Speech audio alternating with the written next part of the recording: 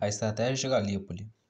Após 100 anos, a Grã-Bretanha entrava novamente em uma guerra europeia. O exército britânico estava pronto para a ação, e a marinha, que Churchill preparava, patrulhava cuidadosamente milhões de quilômetros quadrados das águas internacionais. O sangue fervia nas veias de Churchill. Seu amor pela nobre causa da guerra não diminuíra, desde os dias de criança em que comandava tropas de soldadinhos de chumbo. Ansioso por exercer um papel decisivo na elaboração de estratégia de guerra, dava opiniões nas reuniões do Conselho de Guerra em Downing Street, número 10, frisando que a Grã-Bretanha tinha de mostrar aos alemães que era a dona dos mares. Acreditava que uma grande vitória inicial encurtaria a duração do conflito. O Conselho de Guerra era composto pelo primeiro-ministro Wascliffe, os membros dos seus ministros e assessores militares, o general Kitchener, sob cujas ordens Churchill servira no Sudão. Era agora ministro de guerra. Embora ele e Churchill se respeitassem mutuamente, entrava em choque quando a estratégia. A grande vitória marítima que Churchill tanto queria custou a chegar, porque as batalhas da Primeira Guerra Mundial foram travadas, principalmente em terra firme. Logo no início do conflito, Kitchener percebeu que essa seria uma guerra longa. Opôs que uma força expedicionária britânica de 6 divisões, 800 mil homens, fosse enviada para a França, o mais depressa e secretamente possível. Transportar esses homens, seus cavalos e suprimentos através do canal da Mancha foi o maior feito da Marinha Britânica na fase inicial da guerra. Numa operação que levou apenas 10 dias, as forças britânicas chegaram à França. Sem nenhum incidente, uma febre de guerra tomou conta da Grã-Bretanha e milhares de rapazes enfrentavam filas para se alistar naquela época. A maioria dos cidadãos estavam dispostos a lutar nas guerras do país e a morrer se necessário. Fosse poucos previram que o avanço da tecnologia dos armamentos dos últimos 50 anos mudaria a face do conflito para sempre. Iniciava-se a era do massacre em massa. Desde o seu início, a guerra havia sido travada nas trincheiras que alinhavam no nordeste da França. À medida que a lista de feridos aumentava e as lutas continuavam sangrentas e inclusivas, Churchill passou a achar que Kitchener tinha razão. Aquele bem que poderia ser uma guerra longa e sangrenta. Durante as semanas iniciais, ele visitou regularmente a frente de guerra para manter os generais a par da estratégia, adotada pelo Conselho de Guerra ou para dar-lhes sua própria opinião acerca da estratégia a ser usada. O entusiasmo quase infantil de Churchill e a sua persistência apenas serviram para convencer os outros integrantes do Conselho de que tais visitas mais atrapalhavam do que contribuíam para o esforço da guerra. Sugeriram que Churchill se ocupasse apenas com os assuntos dos almirantes. Nesta guerra, Churchill, sempre ansioso por enfrentar o inimigo, insistira numa estratégia ousada e terminaria por cometer erros que custaram caro.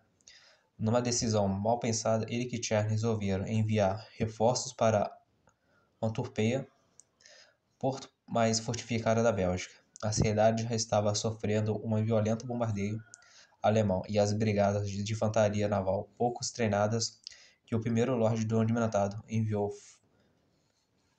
foram rapidamente derrotados pelo inimigo. Muito mais experiente, Churchill foi severamente criticado por este fracasso. Pior ainda, apesar da suposta invencibilidade da marinha, recentemente modernizada, as forças britânicas estavam perdendo os combates no mar. No final de 1914, a situação da Grã-Bretanha e de Churchill, em particular, ia muito mal. Sua contínua intervenção nos assuntos relativos à condução das operações na França favoreceu Kitchener. Além disso, as muitas perdas britânicas no mar estavam sendo atribuídas ao falho planejamento de Churchill. Não houve nenhuma grande vitória naval. Salvou o transporte para a França da Força Expedicionária Britânica. Era cada vez mais claro que a guerra na Europa atolara nas trincheiras da França. Churchill passou a insistir no ataque diversificado, a ser lançado contra um aliado alemão. No outro teatro de operações e não estava sozinho nessa ideia. Cada membro de ministério tinha uma opinião diferente sobre o melhor local para tal manobra. Numa atmosfera desesperadora, Winston Churchill ajudou a desencadear a missão, que seria um dos maiores desastres britânicos da guerra. No entanto, no leste do Mediterrâneo estava a Turquia, que assinaram um tratado com a Alemanha. Ironicamente, o culpado por essa estranha aliança era o próprio Churchill. Em junho de 1914, ele confiscara 2 navios de guerra turcos recém-constituídos em um estaleiro britânico. O governo de Constantinopla, indignado imediatamente, assinou um acordo secreto com a Alemanha. É possível que, se Churchill não tivesse agido de forma tão assustatória, a Turquia entrasse na guerra do lado britânico. De fato, em 1911, os turcos haviam tentado uma aliança com o Império Britânico, mas Churchill, com o preconceito característico dos imperialistas contra os orientais, respondeu que eles estavam sendo presunçosos em imaginar uma aliança com a Grã-Bretanha. A Turquia fazia fronteira com a Rússia, então aliada da Grã-Bretanha, e da França no final de 1914. O Grão-Duque Nicolau da Rússia alertou os britânicos de que talvez fosse obrigado a retirar as tropas da frente oriental europeia para enfrentar a ameaça turca no sul da Rússia. Os britânicos se deram conta de que uma mudança de táticas dos russos liberaria milhares de tropas alemãs para entrar em ação contra as já exaustadas forças aliadas da França. Parecia fundamental uma ação britânica no leste do mar Mediterrâneo. Kitchener discutiu o assunto com Churchill. Havia algum meio de a Marinha Britânica apoiar uma ação em terra que efetivamente acabasse com a participação turca na guerra? Churchill respondeu com o único plano possível: seria forçar uma passagem através dos Dardanelos, estreito canal da Ponta da Ásia, menor e portal para a antiga cidade de Constantinopla e o Mar Negro. Entretanto, era uma manobra extremamente perigosa. O estreito de Dardanelos estava minado, e os turcos tinham um formidável sistema de canhões que o protegiam. Churchill consultou o vice-almirante Saakashvili Carden, comandante do esquadrão que bloqueara a saída dos Dardanelos para evitar que os navios alemães e turcos passassem em direção ao Mediterrâneo. Carden respondeu que forçar uma passagem pelo estreito iria requerer uma operação prolongada, utilizando grande quantidade de navios. Como em Londres, poucos acreditavam no sucesso da missão. O fato do almirantado não descartar imediatamente a ideia de uma boa dose de esperança a Churchill e seu grupo, no segundo comunicado, Carden disse que a operação completa levaria mais ou menos um mês e explicou sua proposta de plano de ataque. Churchill entusiasmou-se com a chance de realizá-lo, acreditando que haveria poucas baixas. O Conselho de Guerra aprovou a operação, esperando que fosse o momento decisivo da guerra. Wascliffe deixou de lado suas dúvidas pessoais e assinou uma ordem, autorizando a partir da afronta. Os estrategistas de guerra britânicos, em uma maioria, estavam tão empolgados com a possibilidade de mudar o curso do conflito com um único lance audacioso, que ninguém deu atenção, maior muitos e óbvios riscos da missão. Uma esquadra foi equipada para forçar a passagem do Estreito do Dardanelos, bombardear a península de Galípoli e em seguida tomar Constantinopla. Primeiro, o sinal de alarme não demorou a soar. Kitchener achava que seria necessário forçar em terra para consolidar os ganhos, conseguindo pelo bombardeio naval, se mandavam ou não as tropas. Alertava as forças disponíveis e discutia entre si. A esquadra iniciava sua perigosa e desesperadora missão, pouco antes das 10 horas da manhã, no dia 19 de fevereiro de 1915. Em meio a uma violenta tempestade do inverno, 8 navios de guerra britânicos e 4 franceses atravessaram o mar Báravo até a boca do estreito, de onde abriram fogo sobre os fortes turcos. No começo, parecia que a missão teria sucesso. Vários fortes na extremidade norte de Dardanelos foram destruídos. Mas, assim que a esquadra britânica começou a travessia do estreito, as artilharias turcas e alemãs abriram fogo. A frota britânica bateu em retirada. Churchill ainda pressionava, com um esforço decisivo. E no dia 18 de março, a frota franco-britânica entrou novamente no estreito, comandado pelo vice-almirante John D. Roebuck. O almirante Carden quase sofrera um colapso debaixo da pressão a que ele estava submetido e se demitiria do cargo. A conselho médico de Roebuck acreditava que tudo corresse bem. As forças britânicas poderiam forçar a passagem ao estreito naquele mesmo dia. Em Constantinopla, mas muitos navios foram danificados por minas e colocados fora da ação. Desanimado pelo inesperado revés, o vice-almirante cancelou o segundo assalto. Mal imaginava que os canhões que defendiam o estreito estavam sem munição e que o governo turco estava prestes a abandonar Constantinopla quando as forças terrestres britânicas finalmente entraram na batalha. Contudo, os turcos estavam prontos, tinham usado o intervalo de 5 semanas entre o assalto de Rubik e o primeiro desembarque britânico para consolidar as defesas ao longo da península de Galípoli. Os grandes carregamentos de armas haviam chegado da Alemanha através de Romênia, país neutro. As perdas britânicas foram pesadas desde o início, na hora do desembarque. Muitos homens não conseguiam chegar além da praia, quando, após a luta sangrenta e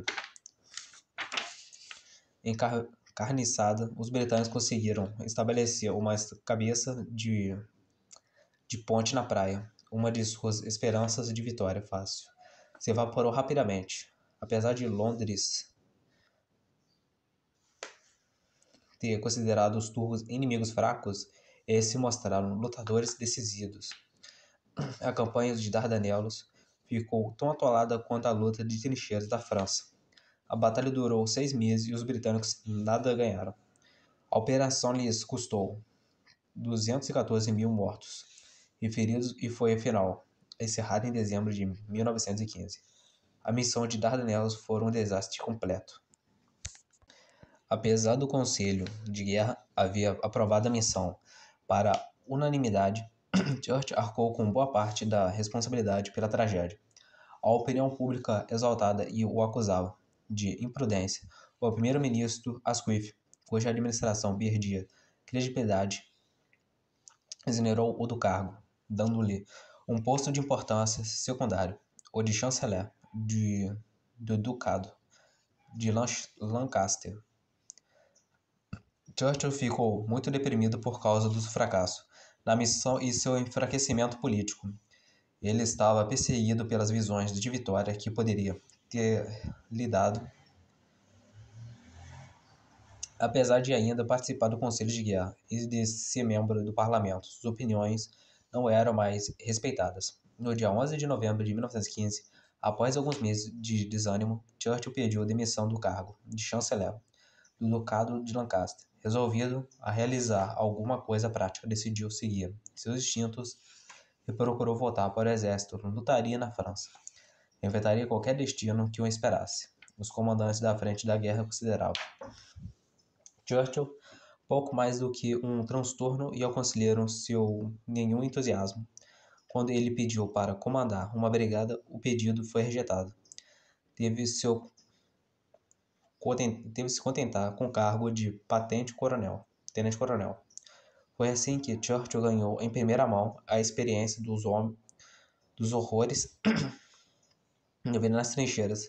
Em pouco tempo, no entanto, estava ansioso para voltar ao fronte que mais o atraía. O parlamento, em maio de 1916, voltou a Londres, ao seu lugar na Câmara dos Comuns. Logo após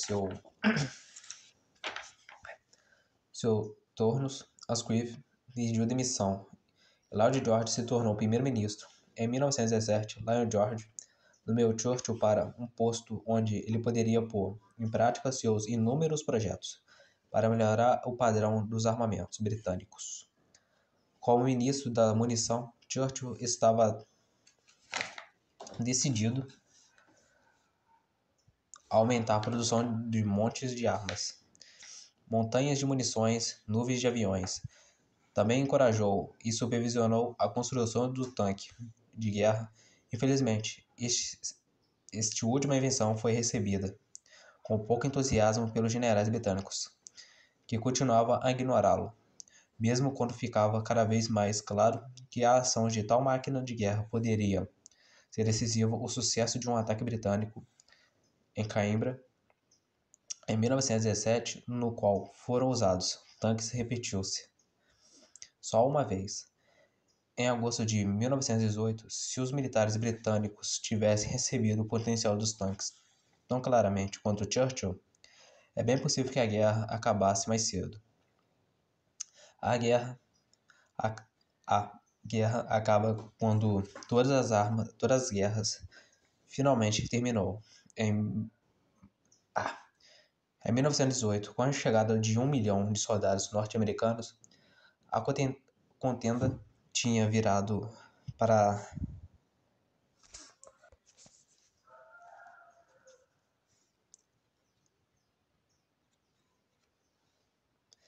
a contenda tinha virado a favor dos aliados. Os alemães foram derrotados, mas para a Grã-Bretanha e para a França, que haviam sofrido no total 6,8 milhões de baixas, foi uma vitória sofrida e sem alegrias. Churchill, nomeado ministro da guerra em janeiro de 1919, lentamente recuperou parte do antigo prestígio. Declarou que os alemães deveriam pagar uma reparação, mas que esta não devia ser tão pesada, a ponto de provocar uma reação anti-aliada por parte da Alemanha. Também se manifestou contra a Rússia, antiga aliada britânica, onde a Revolução Bolchevique derrotara a monarquia. A intervenção aliada na Guerra Civil Russa começara. Em 1918, os aliados eram favoráveis à monarquia, tanto por convicção política como por ressentimento, porque os novos líderes comunistas haviam assinado uma paz em separação com a Alemanha. Churchill conclamou repetidamente o governo a aumentar a presença britânica na Rússia. Porém, em 1921, sua prédica anticomunista tinha se transformado na cruzada de um homem. Só quando Lloyd George decidiu que a Rússia soviética era um fato consumado, a vitória política, a Grã-Bretanha assinou um acordo comercial com o regime que Churchill considerava um ninho de víboras e um grupo vil de fanáticos cosmopolitas. Em 1921, Churchill foi nomeado para chefiar o Ministério das Colônias. Neste posto, ajudou a estabelecer uma frágil paz na Irlanda, onde grupos leais à Grã-Bretanha lutavam há anos contra os republicanos irlandeses, que se opunham ao domínio inglês. Wilson ajudou a formular uma constituição para que viria a ser formular uma constituição que viria a ser mais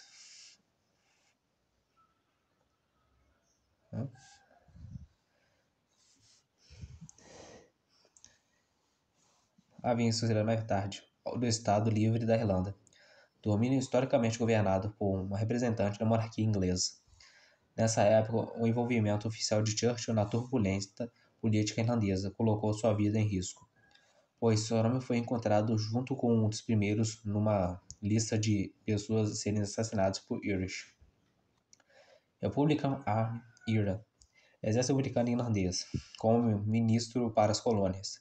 Churchill também teve um papel decisivo na solução dos problemas árabes no território britânico ou do Oriente Médio. Mas, mesmo ocupado novamente uma posição de certo poder, Churchill não se deu satisfeito. Ele queria mais.